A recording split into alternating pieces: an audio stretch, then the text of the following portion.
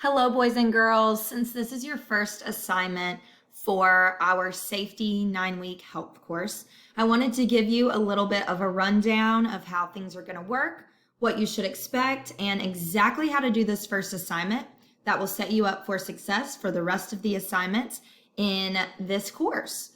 So before you start with the assignment, you should have read over topic 1.1, which is hand signals. This image should look familiar to you, and our first assignment is actually you creating a video of you performing the 4 hand signals is what it says. We have our left turn, our right turn, stop, and slow down. I know that there are 5 pictures here. That is because the right turn has 2 different options for you. You can choose either one of those. You can even do both if you would like to for the total assignment. So let's take a look at the directions first. So first you should have read bike safety and hand signals and reviewed the hand signals worksheet. Then you're going to use your computer or your iPad video camera to first record yourself demonstrating the 4 hand signals. That means you should be doing the hand signals yourself. Second, you need to verbalize. Another word for that is say the name of each signal. For example, when you are demonstrating the right turn, you should also say the word right turn so the viewer knows which hand signal you are demonstrating.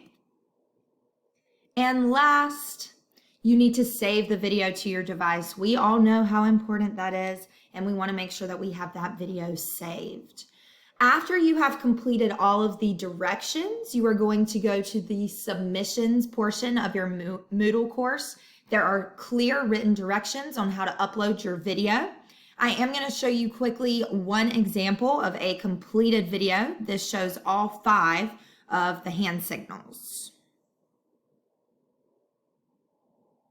Left turn, right turn, also right.